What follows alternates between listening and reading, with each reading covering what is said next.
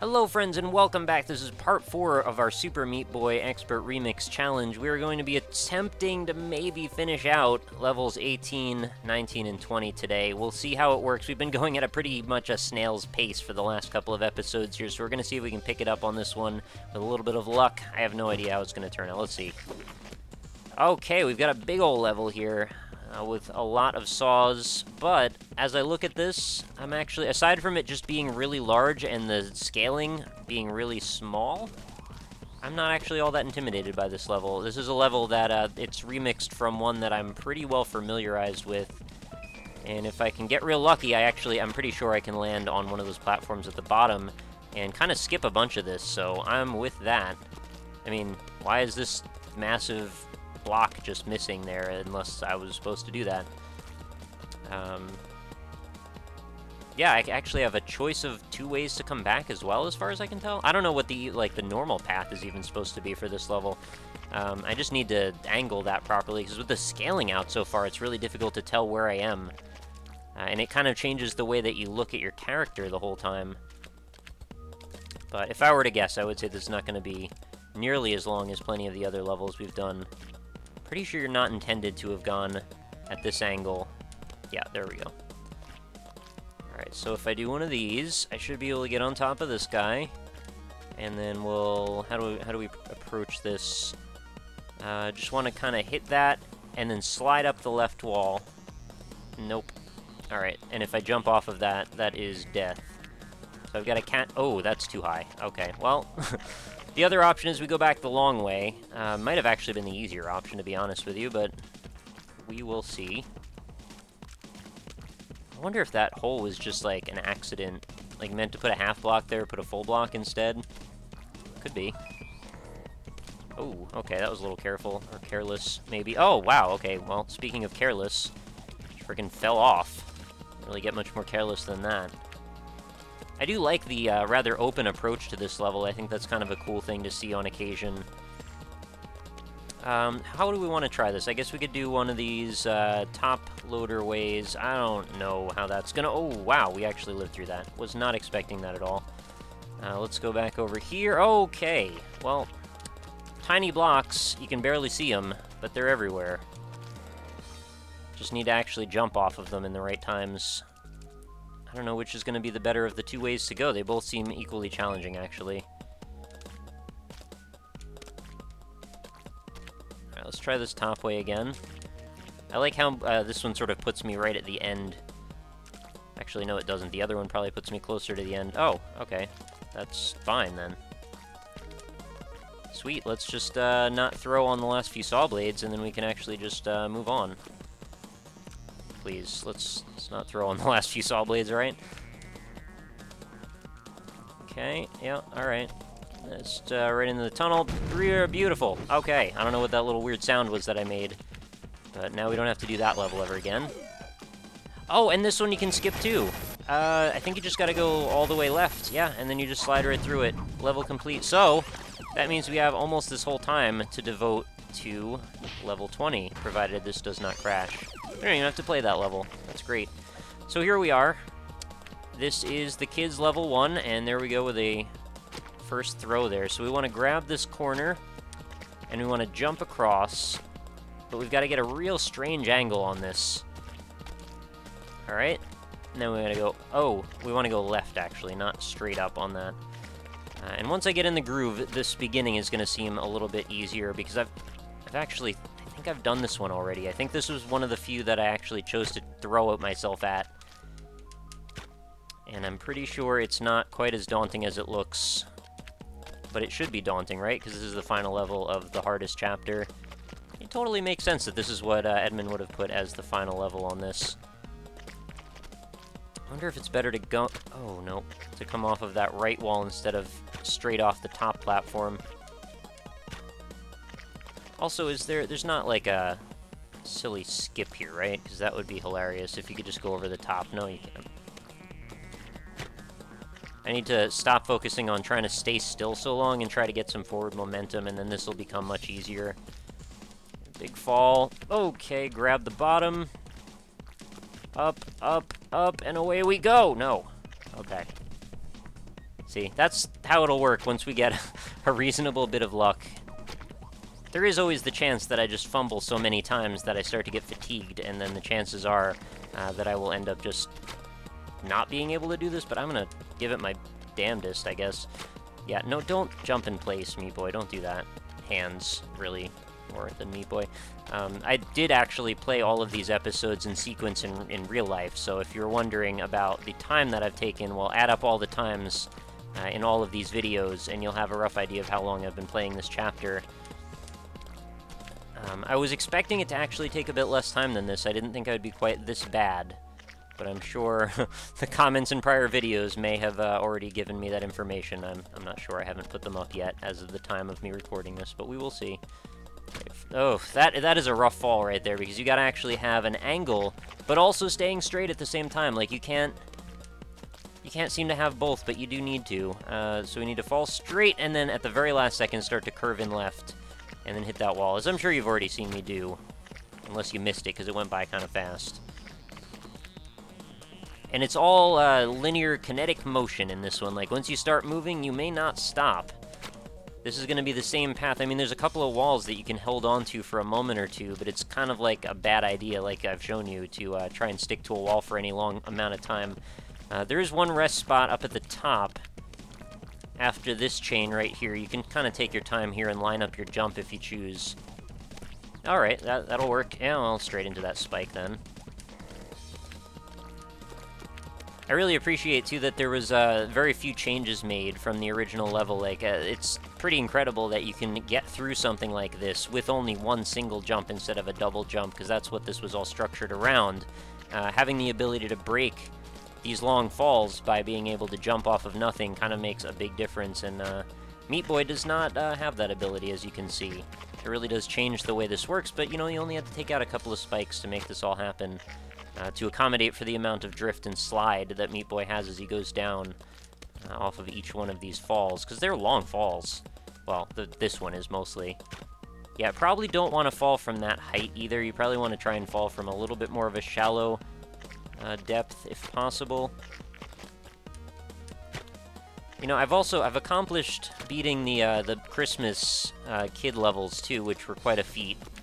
Those were things that I didn't expect that I'd be able to make it through, but I figure if I can make it through them, I can make it through just about anything. Okay, oh, well, I thought I threw at the top, so I actually didn't get my analog stick going in the right direction by the time I came down from that fall. I think we want to not throw ourselves quite as far up on that one. Nope. Alright, got a little bit too close on that. It's fine. We have plenty of time to do this.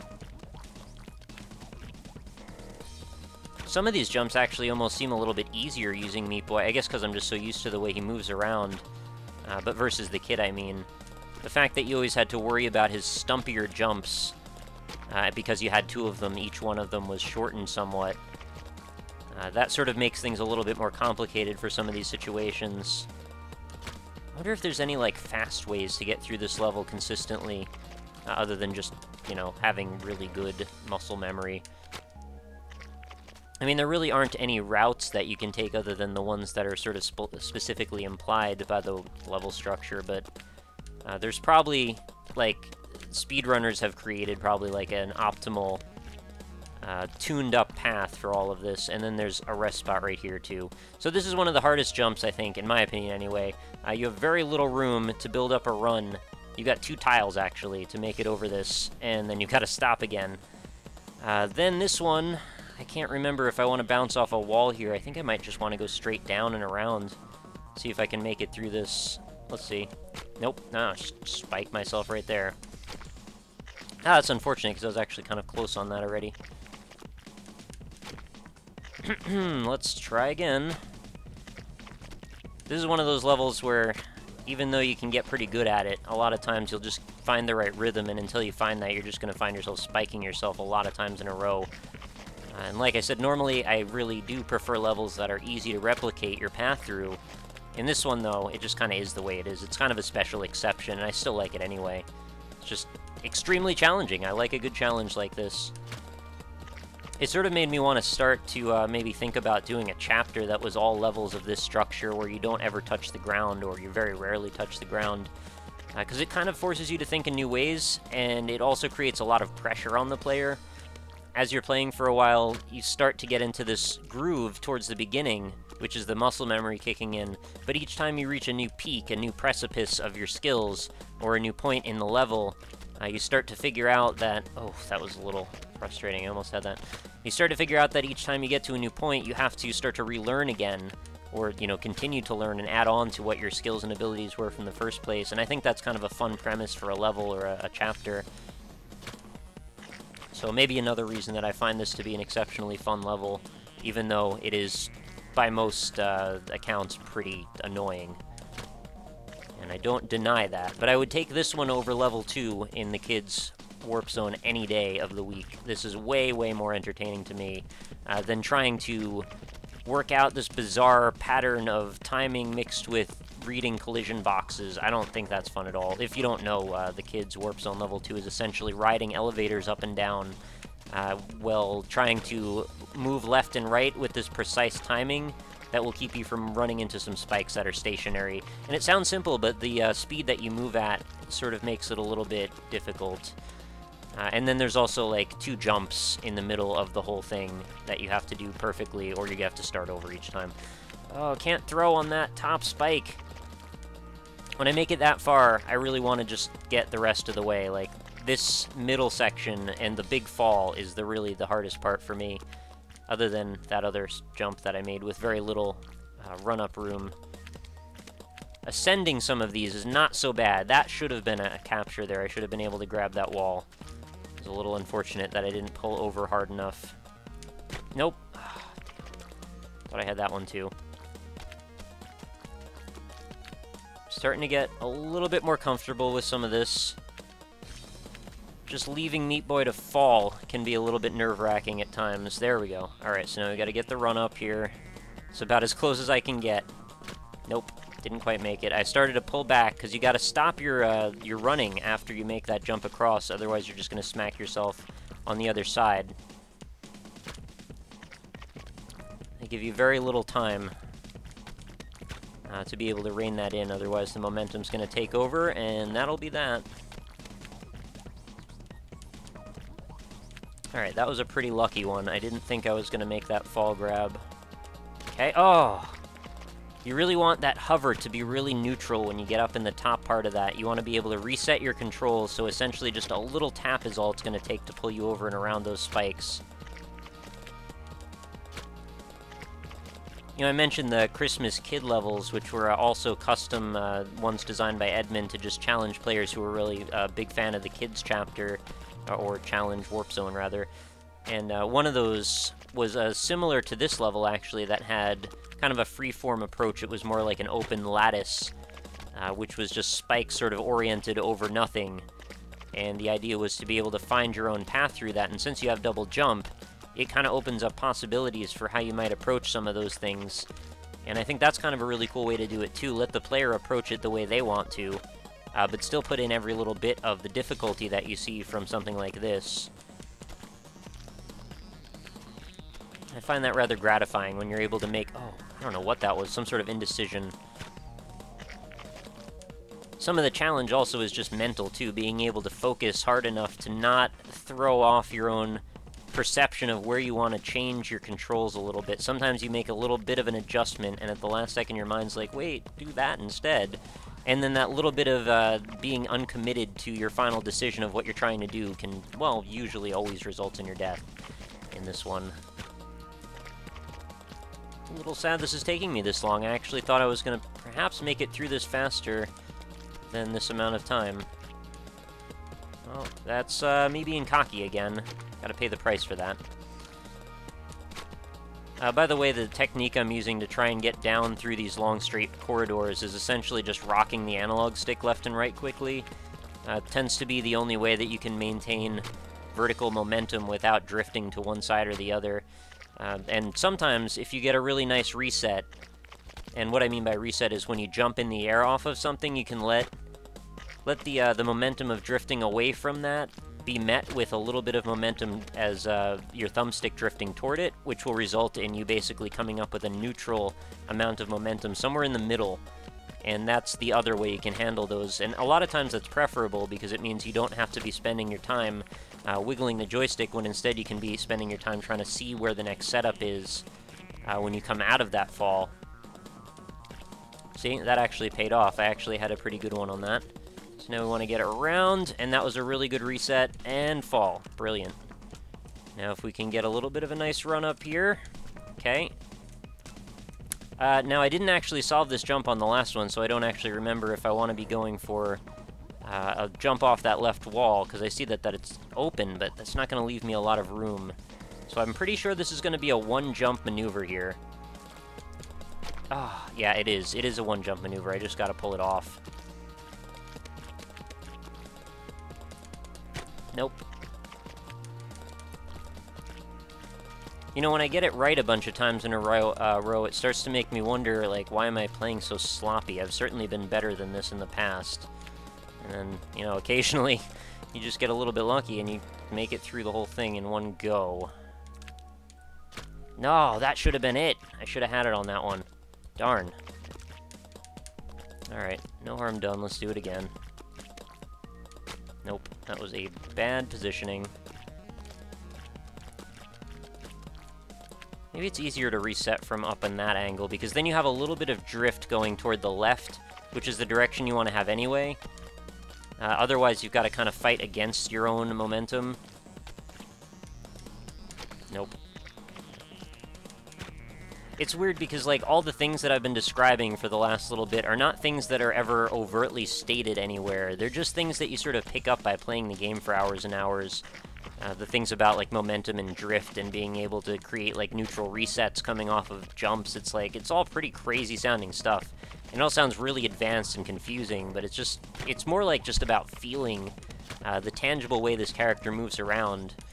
And I was just watching the world record set on AGDQ from last year. Somebody did a 106% full run of the whole game, and they had Team Meat actually came on and sort of did a little mini interview during that run, and they were talking about all the different things that speedrunners have done, and I found that to be really fascinating, that the developers, like, they knew that there were a lot of options and a lot of ways that people would take advantage of the game design to try and make more optimal paths through the game. So they sort of left the door open for that, instead of tried to seal up those little mistakes, or, you know, I say mistakes, they're not actually mistakes at all, but little holes in the design. And I think a lot of times for a game to really get legs of its own and to really find life after the usual, you know, sales tale of a game at retail, I think that's really something, an attitude that tends to really need to exist among developers, that they can actually have the presence of mind to actually leave portions of their game open to the public to kind of readapt and change to their own will. And there we go.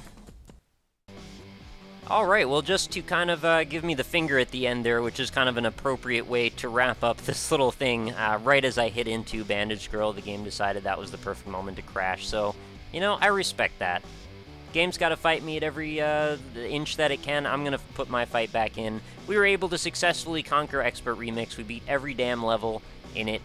Took a while. Some of them were extremely frustrating, but we did manage to pull through. So with that, I guess we will wrap up this little short, I don't know if this is a series so much as it is just a little challenge that I decided to undertake. But this is my way of saying thank you so much for all your support and your continued support, for being here on the channel for nearly 2 years now that I've been posting daily footage and daily coverage and daily anything that I'm putting up. So I wanted to tell you that that means a ton to me, and I just thought it was really cool to be able to kind of come back to the roots of the channel for a little bit, even if this isn't necessarily something that's going to be on all the time, and just do something that kind of says, hey, Meat Boy is still here, and it's still something I love, and hopefully some of you care about that. So thank you everybody for watching. I'm glad you're still here, and I hope you'll continue to be here for years to come. I don't know how long this YouTube thing is going to work for me, but I want it to run as long as it can, because I love doing it. It's my freaking favorite thing in the world, and if it wasn't, then I wouldn't be doing it for like 12 hours a day, every single day. So, with that, I will wrap this up. Thank you for watching, guys. Please do continue to leave your support, and hopefully I'll see you on the next thing. Talk to you later.